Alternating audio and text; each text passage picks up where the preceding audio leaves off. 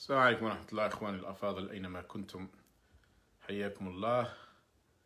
نحن اليوم الثلاثاء المباركة، هذه ثلاثاء عظيمة، هذه ستدخل للتاريخ. ثلاثاء 26 فبراير 2019، والساعة الآن 11:01 بتوقيت الجزائر. هذا اليوم يوم آخر يعتبر يوم مشهود، لا يقل عظمة عن يوم الجمعة الماضي.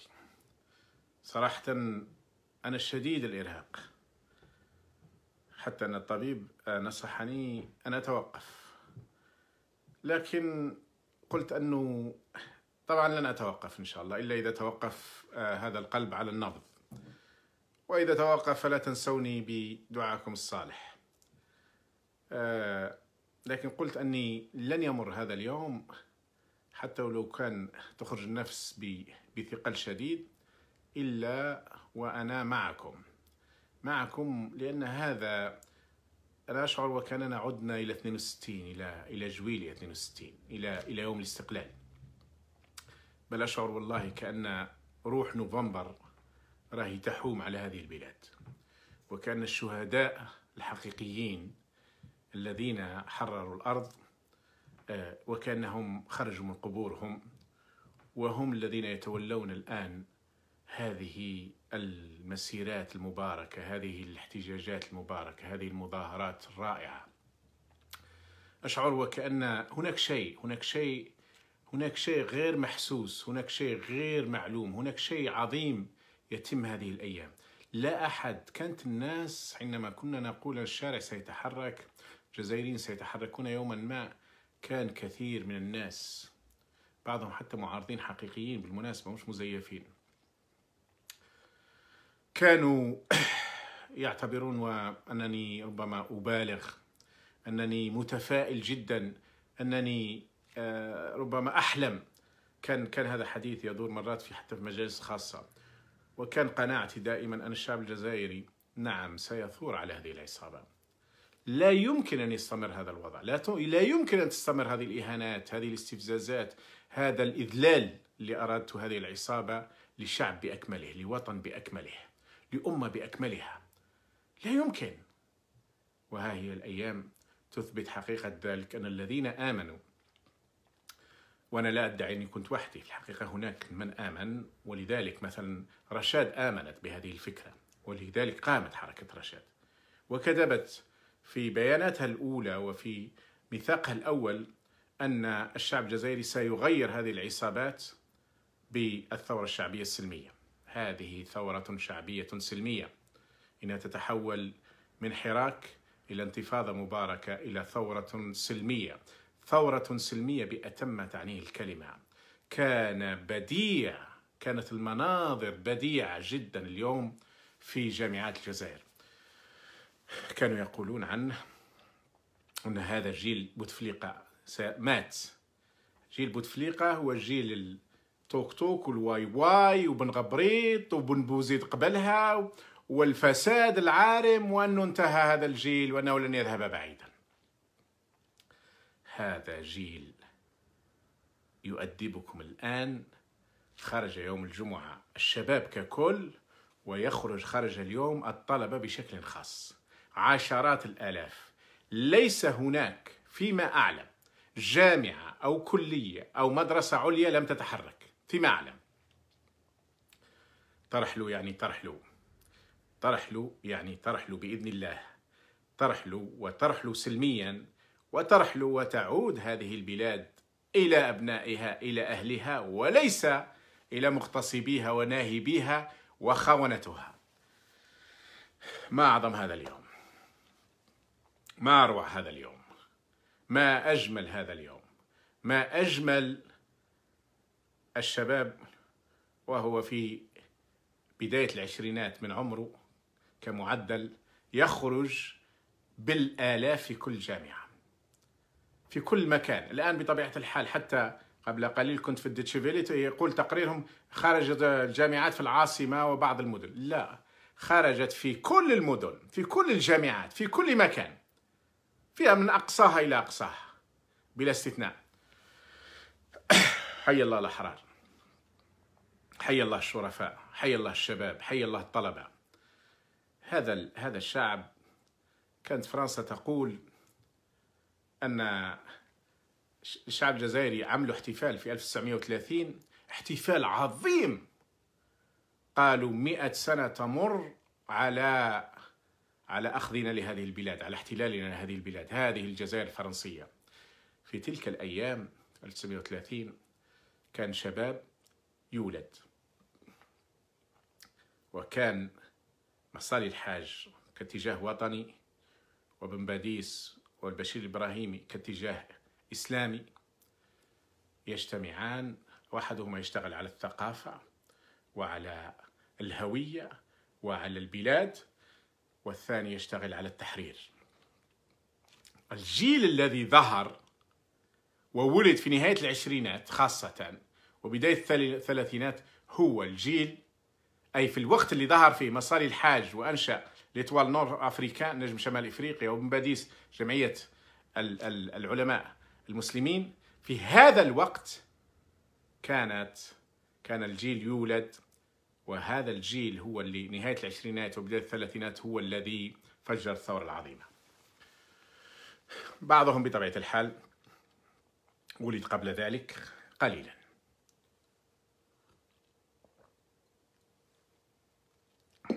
إذن هذا الجيل الذي قيل عنه أن بوتفليقة دمره الآن يثبت العكس.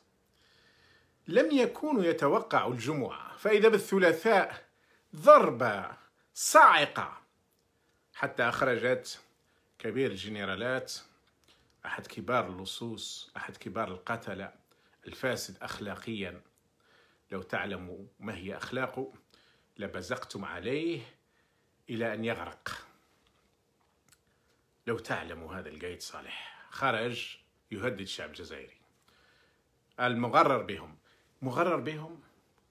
بهم يا سفيه عشرات الآلاف يوم الجمعة، مئات الآلاف يوم الجمعة، ومئات الآلاف اليوم، عشرات الآلاف من طلبة في يعني ربما في العاصمة خرجوا عشرات الآلاف وحدها. مغرر بهم. والمحرضين، أنا سعيد أني محرض 24 سنة وأنا أحرض، وهناك من الأحرار والشرفاء من حرضوا، لكن حرضوا على استعادة الوطن منكم، حرضوا على تحرير الشعب، على عودة الكرامة، على عودة العزة الحقيقية، على عودة الشهامة، على عودة الأخلاق. هذه الروح تسود الآن. كم أنا سعيد أني سمعت منك اليوم تقول على المحرضين.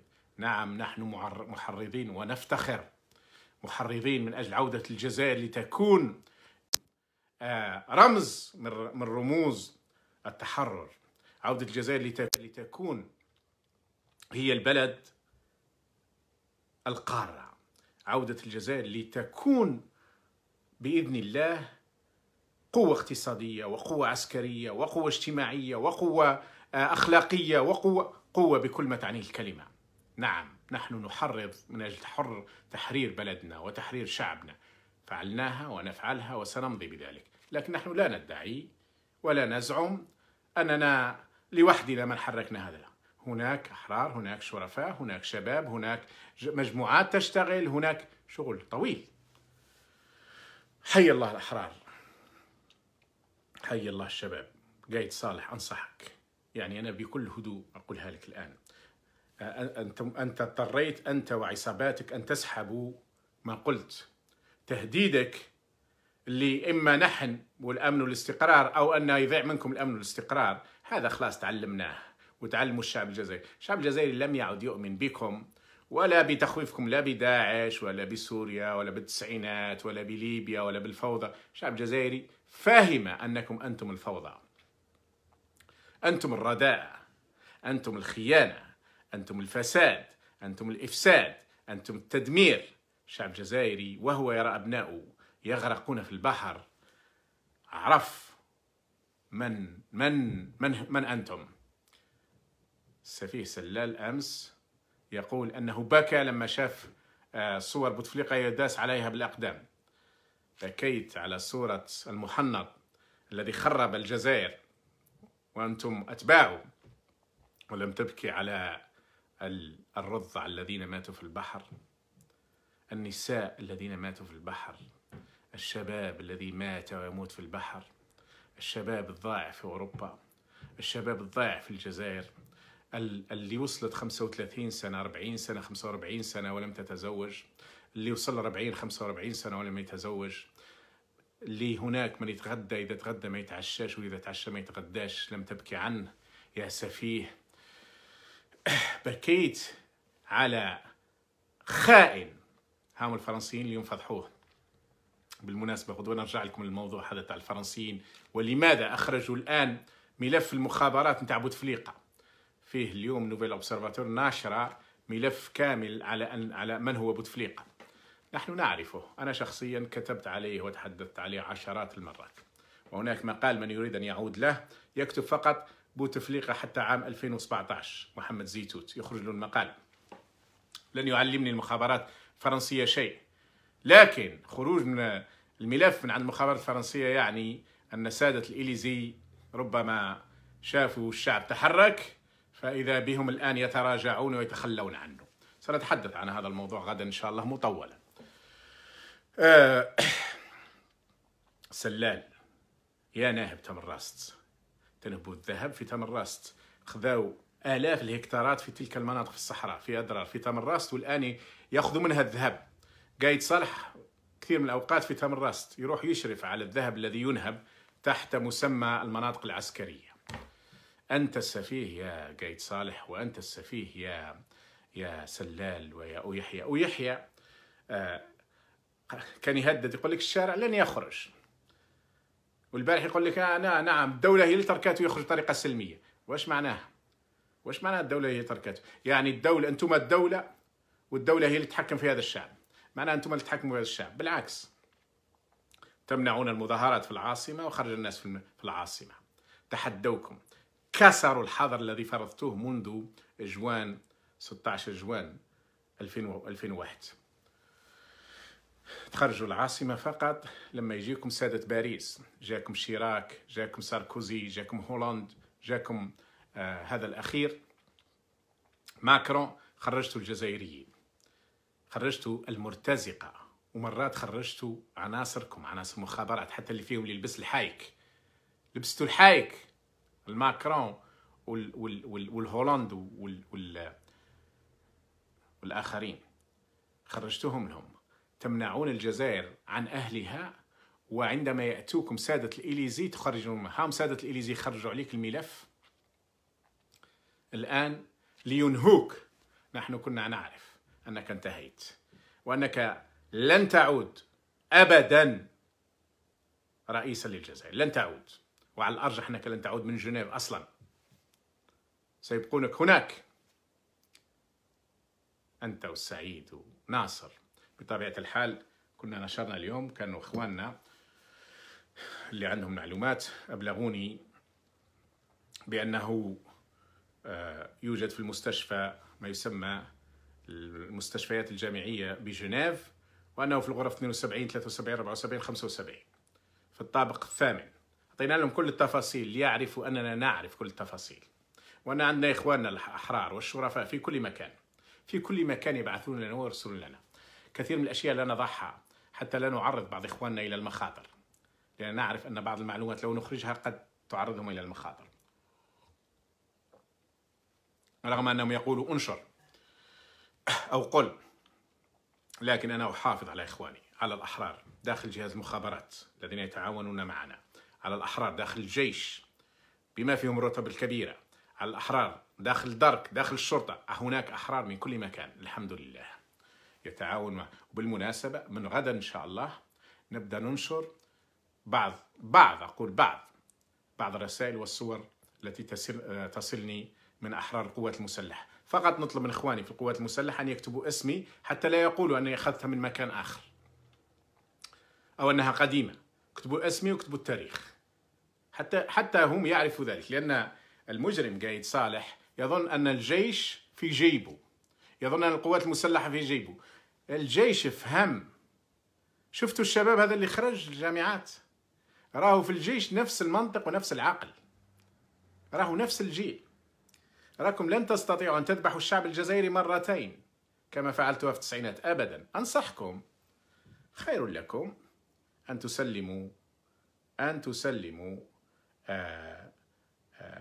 الأمر للشعب الجزائري. نريد الشعب الجزائري يتحمل مسؤولية حكم نفسه بنفسه، بمعنى أن تسلموا الأمر للشعب، تكون هناك مرحلة انتقالية ثم يختار الشعب من يحكمه. الأغلبية تحكم والأقلية تحترم، ويتداول الناس على السلطة، ويتنافس الجزائريون وهم أحرار وأكفاء في الداخل وفي الخارج على من يخدم هذه البلاد. نحن يمكن أن نكون أفضل من ماليزيا في بضع سنين، أفضل من تركيا في بضع سنين، أفضل من إسبانيا وإيطاليا في بضع سنين، بل ممكن أن نصل المرحلة لألمانيا ربما في 15-20 سنة. ولم لا؟ لدينا كل الإمكانيات لنكون قوة إقليمية بأتم معنى الكلمة، ولم لا قوة عظمى، خاصة إذا ما أنشأنا المغرب الكبير، الاتحاد المغاربي 100 مليون، أكثر من 6 مليون ونصف كيلومتر مربع، شعب واحد، نحن شعب واحد.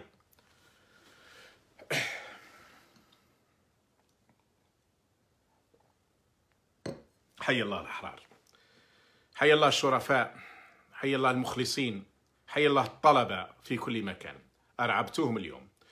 قايد صالح خرج من جلده، خرج من راسه، حتى ولو يسحبوا في ما قالوا، لأن ما قالوا سيزيد الأمر استفزاز. طبعا نحن الفيديو موجود لدينا ومسجل ونشرناه نشروه كثير من إخواننا في صفحاتهم، موجود عندي، لعلي أجد وقت غدا وأنشره إن شاء الله.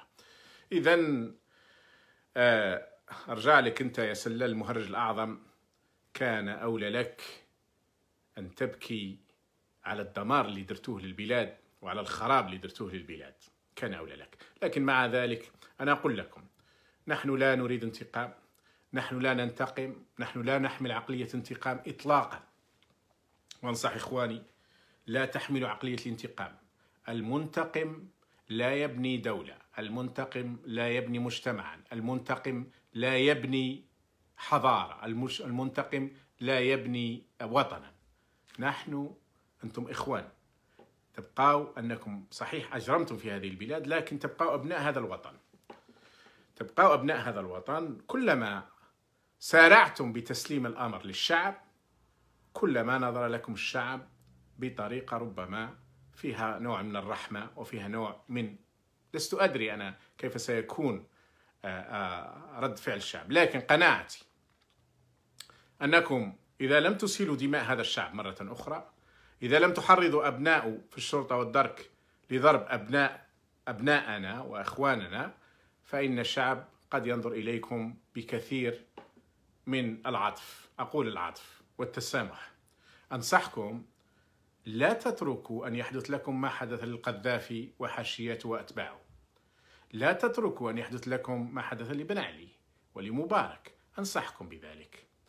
الجزائر هذه لن تحكموها مرة أخرى كما حكمتموها في 27 سنة التي مضت.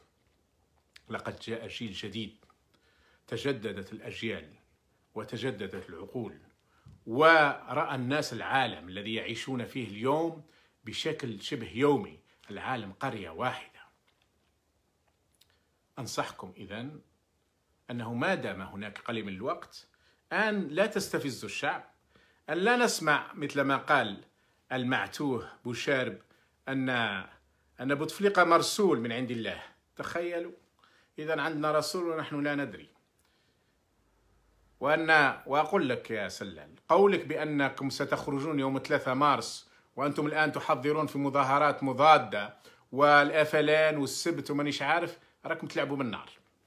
أحذركم، من الأفضل لكم أن تفهموا الدرس. كان الدرس قوي يوم الجمعة اللي فات، وهاو اليوم الثلاثاء، وهاو جاي الأيام، وهي بدأت الانشقاقات عندكم. حي الله حرار الإذاعة بالمناسبة، الإذاعة الحكومية الذين خرجوا وتظاهروا، وغدا سيخرج أحرار التلفزيون، حياهم الله.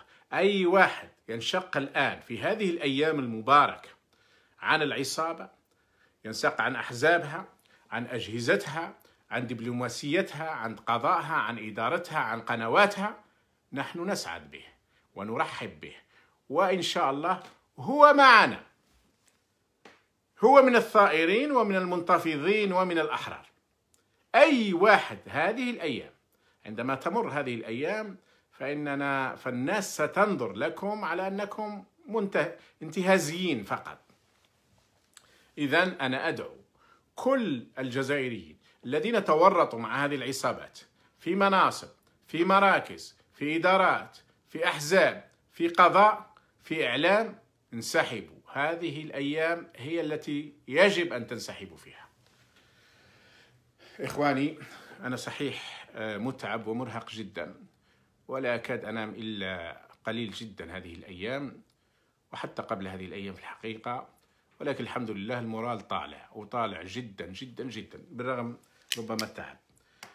لن أطيل معكم، لكن سنظل نردد سلمية سلمية سلمية إلى رحيل المافيا.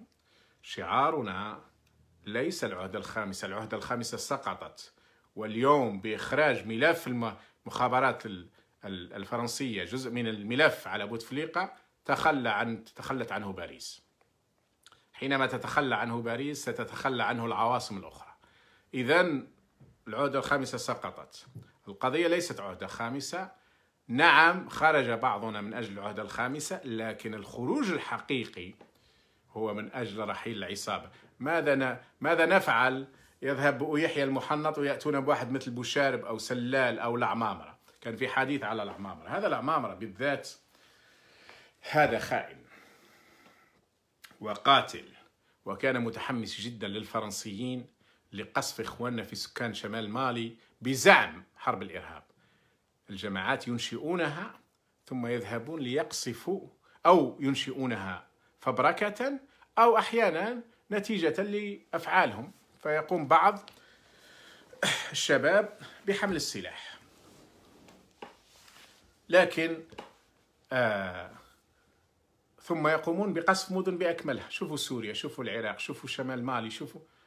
أنت يا العمامرة بالذات، أنت وبوتفليقة والقايد صالح وتوفيق تتحملون مسؤولية فتح الأجواء للفرنسيين. الطائرات الفرنسية اللي كانت تذبح الشعب الجزائري فتحتوا لها باش تروح تقتل إخواننا في مالي. يا سفهاء.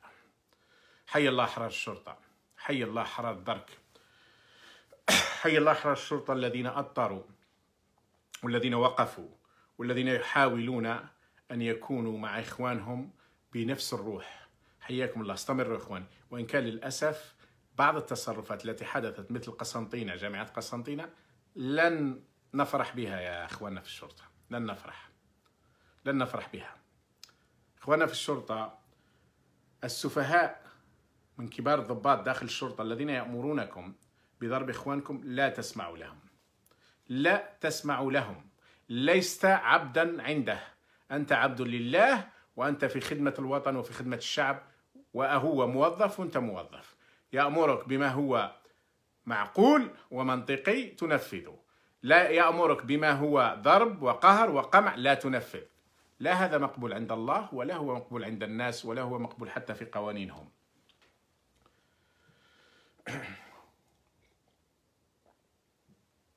صراحة أريد أن أبقى معكم أطول وقت ممكن، خاصة وأنا أراكم الآن رقم أكثر من 23,000.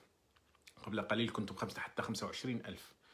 أسعد بالبقاء معكم والتواصل معكم، لكن علي أن أتوقف الآن، وسأكون معكم غدا لعل في اليوم إن شاء الله بعد الظهر أكون معكم لايف، وفي المساء أكون معكم لايف إذا كان في هذا العمر بقية. حياكم الله إخواني أينما كنتم. السلام عليكم ورحمة الله وبركاته.